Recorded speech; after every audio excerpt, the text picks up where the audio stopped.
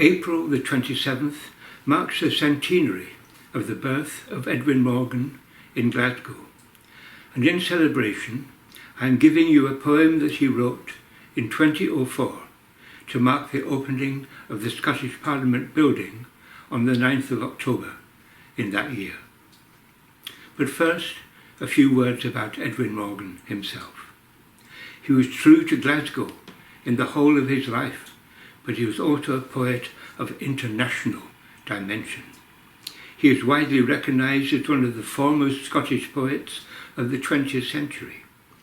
In 1999, he was made Poet Laureate of Glasgow, and in 2004, he became Scotland's national poet.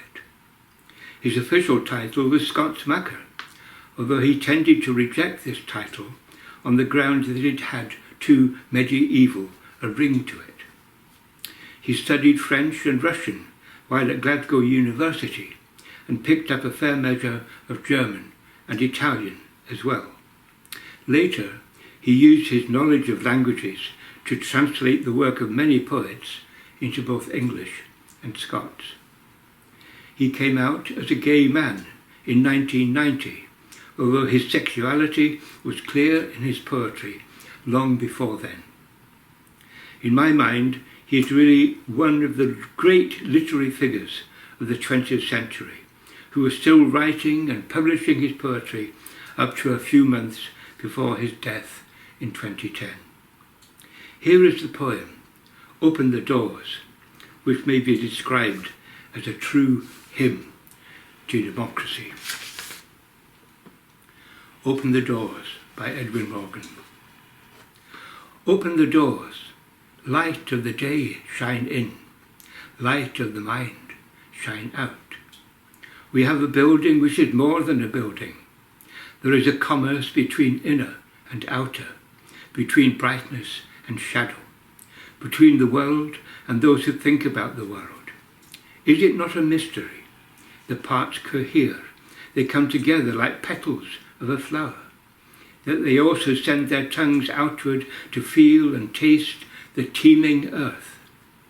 Did you want classic columns and predictable pediments, a growl of old Gothic grandeur, a blissfully boring box? Not here. No thanks. No icon, no IKEA, no iceberg, but curves and caverns, nooks and niches, huddles and heavens, syncopations and surprises. Leave symmetry to the cemetery, but bring together slate and stainless steel, black granite and grey granite, seasoned oak and sycamore, concrete, blonde and smooth as silk. The mix is almost alive. It breathes and beckons.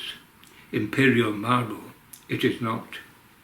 Come down the mile, into the heart of the city, past the kirk of St. Giles and the closes and wines of the noted ghosts of history, who drank their claret and fell down the steep tenement stairs into the arms of link boys, but who wrote and talked the starry enlightenment of their day. And before them, the old Mackers, who tickled the Scottish king's ear with melody and ribaldry and frank advice. And when you are there, down there, in the midst of things, not set upon a hill with your nose in the air, this is where you know your parliament should be. And this is where it is, just here. What do the people want of the place? They want it to be filled with thinking persons, as open and as adventurous as its architecture. A nest of fierties is what they do not want. A symposium of procrastinators is what they do not want. A phalanx of forelock tuggers is what they do not want.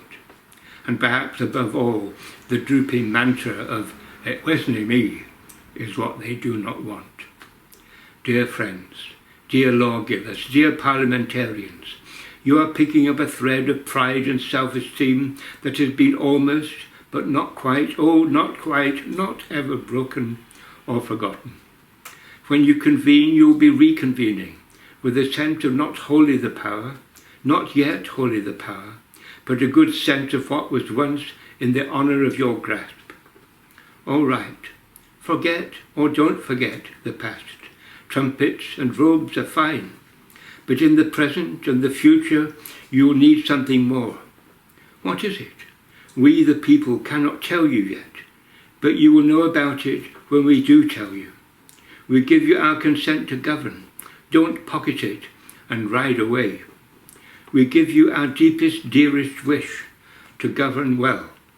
Don't say we have no mandate to be so bold. We give you this great building. Don't let your work and hope be other than great when you enter and begin. So now begin. Open the doors and begin.